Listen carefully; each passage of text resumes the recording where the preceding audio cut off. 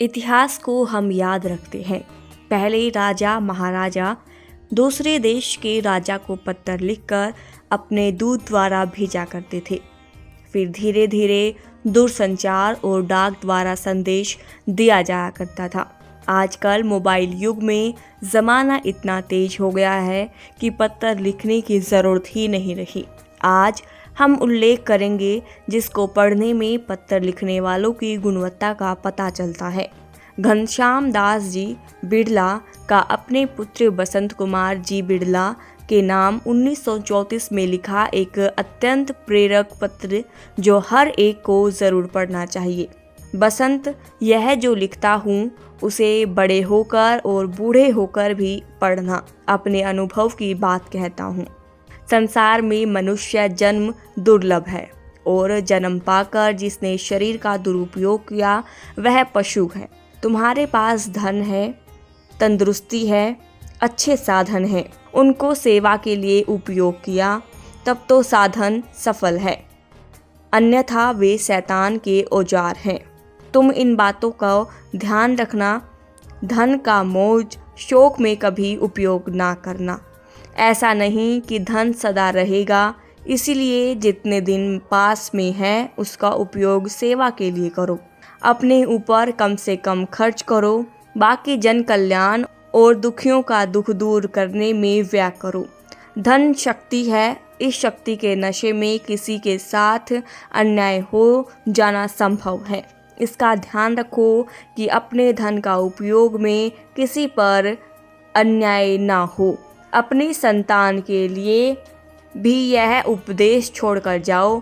यदि बच्चे मौज शौक ऐसा आराम वाले होंगे तो पाप करेंगे और हमारे व्यापार को चौपट करेंगे। ऐसे नालायकों को धन कभी ना दे, उनके हाथ में जाए उससे पहले जन कल्याण के किसी अन्य काम में लगा देना या गरीबों में बांट देना। तुम उसे अपने मन के अध्ययन से स्वार्थ के मोह स्वार्थ के लिए उपयोग नहीं कर सकते।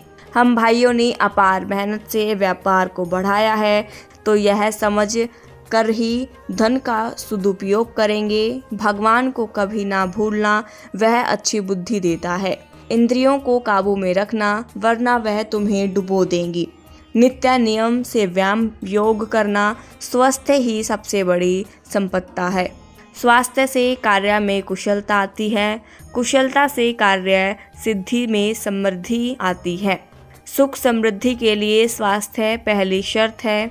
मैंने देखा है कि स्वास्थ्य संपत्ति से रहित होने पर अरबों करोड़ों के स्वामी भी कैसे दिनहीन बनकर रह जाते हैं। स्वास्थ्य के अभाव में सुख साधनों का कोई मूल्य नहीं। इस संपदा की रक्षा हर उपाय से करना। भोजन को दवा समझकर खाना, स्वाद के वश में खाते मत रहना। जीने के लिए खाना है, ना कि खाने के लिए जीना है। घनश्याम दास बिड़ला।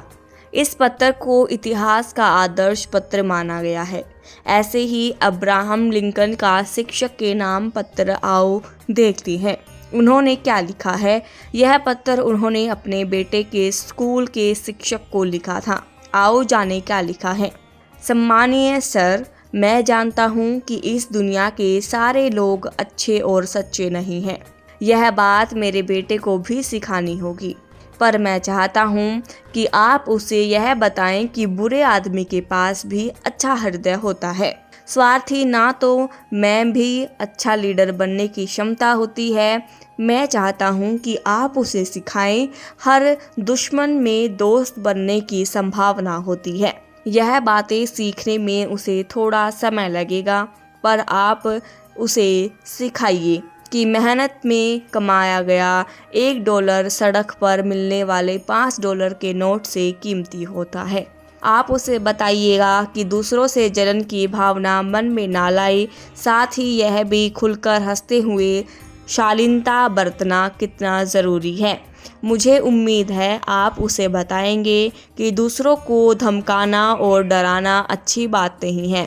आप उसे किताब पढ़ाने के लिए तो कहिएगा ही, पर साथ में आकाश पर उड़ते पक्षियों को धूप में हरे भरे मैदानों में खिले फूली पर मंडराती तितलियों को निहारते रहने की याद भी दिलाते रहिएगा।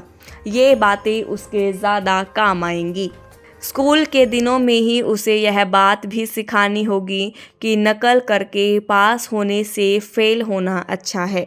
किसी बात पर चाहे दूसरे गलत कहें, पर सच्ची बात पर कायम रहने का हुनर उसमें होना चाहिए। दयालु लोगों से नम्रता से पेश आना और बुरे लोगों से सख्ती से पेश आना चाहिए। दूसरों की सारी बातें सुनने के बाद उसमें से काम की चीज़ें उन्हें इन्हीं दिनों में सीखना होगा।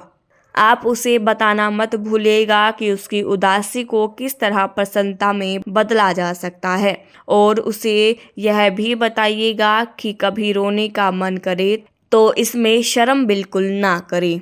Abraham Lincoln. यह पत्र उन्होंने अपने बेटे के स्कूल टीचर को लिखा, और जब वह अमेरिका के राष्ट्रपति थे। यही पहचान है।